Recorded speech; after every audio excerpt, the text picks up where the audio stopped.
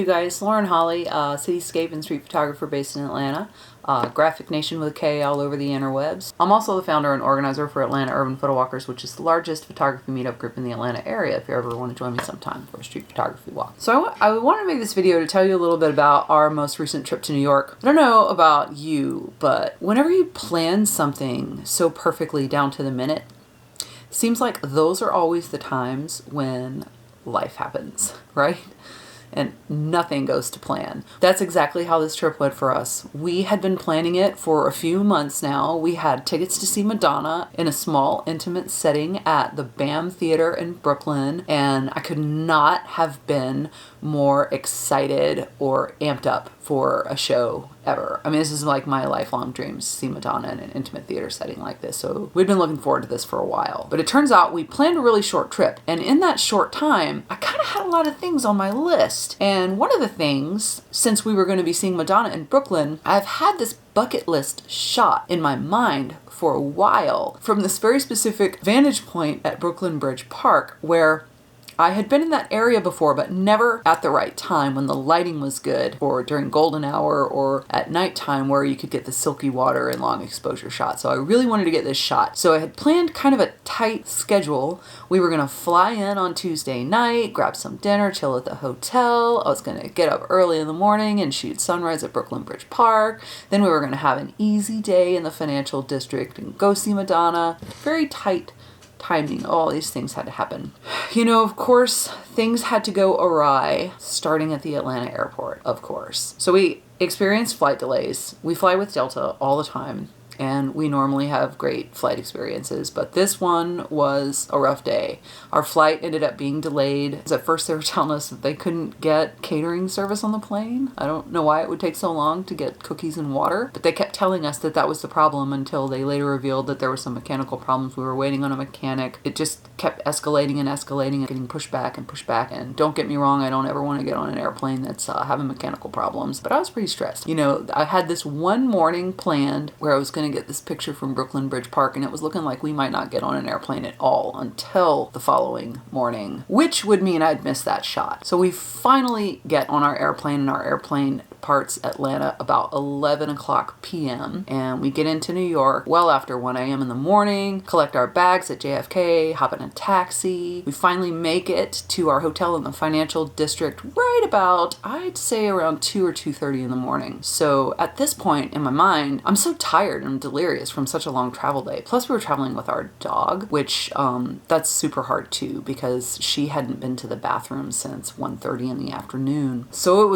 this was a very long day. I'm in my mind, I'm so frazzled that I'm like, I don't even think I'll make it to Brooklyn Bridge Park. I'm so tired. So I end up taking Miso Puggy for a night walk in the financial district, which is one of my favorite neighborhoods in New York. And it was a beautiful night. There was a cool breeze, and as tired as I was happy to take a night walk with Miso because the breeze was so nice. The cloud patterns in the sky looked really cool. So of course I grabbed a camera and we head out for a short bathroom break. Short, keyword, not short. So Miso would not go to the bathroom. It was terribly stressful and frustrating. I'm feeling stressed. I don't know. It's always a hard first day in New York because Miso requires grass and there is none. So that was pretty tough. There's a park in that area that we usually go to. However, the park was closed because it was like 2:30 in the morning or something like that. So we couldn't get into the park and Miso Puggy wouldn't go to the bathroom. I'm finally like, screw it. I have to go to bed. I've got to get some sleep. So we head back to the hotel. I'm about to turn on our street, and then I see straight ahead this beautiful pink glowing light coming from the New York Stock Exchange building, which is right at the end of the street. And it is calling to me, and I gotta go down there. I can't pass up the opportunity. I know Fearless Girl has been moved to the Stock Exchange right there, and I hadn't gotten that picture yet. I had previously gotten pictures of Fearless Girl when she was in front of the bull. And the first time I saw her, there were actually so many tourists around, I didn't take a single picture. What I ended up doing was coming back the following morning at dark, right before sunrise, and shooting Fearless Girl before the crowds descended upon us. I had about less than 10 minutes of time to shoot Fearless Girl. I got a few shots, and then the tour groups arrived. So I knew this was a perfect opportunity laid before me that I could not pass up. So me and Miso Puggy we're trekking it to the stock exchange. I get down there, only had one lens on me. I don't have a wide angle lens and I don't have a wide aperture lens, which I would have preferred either one of those or both instead of the 24-70 option, but whatever. I'm taking what I've got and get some cool pictures of Fearless Girl. I'm just happy to have had the experience.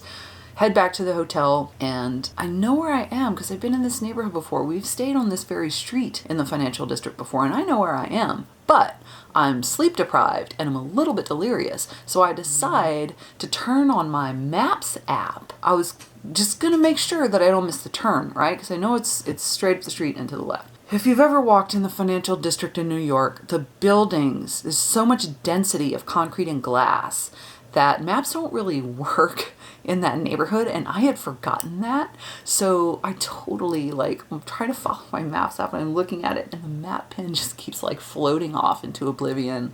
I get lost, I get turned around. I'm so stressed and so tired. We don't make it back to the room until almost 4 a.m. And at this point, I am struggling with the idea of getting up at 5 o'clock to go to Brooklyn Bridge Park. And I'm seriously contemplating that this is not going to happen. I'm trying to make amends with this in my mind. So it turns out, once I finally get to bed, that I didn't sleep a wink and I was wide awake. I get up at 5:30, which was a half hour past when I originally had planned to leave. So I go downstairs, grab a lift, get across the Brooklyn Bridge, get to the park, just in the nick of time too, because while it was still dark when I got there, I could see that the sunrise was coming on fast, and I didn't even have the time to try and frame up a good shot or anything. I just had to throw my tripod together where I stood and just shoot it before the light was gone. So I did get the shots. I got some nice pictures at Brooklyn Bridge Park. I didn't get exactly what I wanted, and yes, I'll probably have to go back again, but I was happy, I was happy with what I got. I felt like on any other day, I'd spend a little bit more time in the park and go to the other side and shoot some more pictures and go to the Dumbo area and have a nice morning walk. But all things considered, it wasn't a beautiful morning. It was really overcast and the sky was pretty gray, so it wasn't like there was a lot of really great color around. So I head back to our hotel in the financial district, just hopped in a cab back over the bridge and felt like I need to get some sleep before this Madonna show. So we took it easy that day, didn't do a whole lot. We did go out for dinner a little bit later, walked around the financial district again. It's one of my favorite areas for street photography, and I actually ended up getting some of my favorite pictures from this trip on that short walk right at dinner time before Madonna. Anyway, so needless to say, we're still pretty jet lagged and pretty tired, and that day of rest was not exactly very restful. Plus the anxiety and the nerves of going to see Madonna. So we finally make it to Madonna. There's no cameras, so don't have any pictures of that. I don't have any pictures of us. The whole experience is just all in here. Anyway, so we see Madonna. Of course, she doesn't go on until after 11, and we don't get out of there until 1:30 or 2 a.m., something like that. So we get back to our hotel for the second night in a row around 2:30. And I have to tell you, after, 2 full days and no sleep, being a walking zombie, I actually got some of the best pictures from the whole trip in those 48 hours of sleep deprivation and total exhaustion. We've seen Madonna, I got Brooklyn Bridge Park, and throw in the bonus of Fearless Girl and a nice walk in the financial district. All of those things come together. I think I had the most restful sleep that I've ever had. So shout out to the Moxie Hotel in downtown Financial District in New York. If you're ever in the area, highly recommend it. We had a great stay at the Moxie. The hotel was beautiful. They were super dog friendly, and Miso Puggy enjoyed her view from the 25th floor. That was our trip. That was our New York experience this time. Always amazing to visit the city. Can't wait to go back. But anyway, thanks for watching. And that's it for this time. I hope you enjoyed the pictures. Give me a thumbs up if you like this video, or give me a follow, and I'll talk to you later.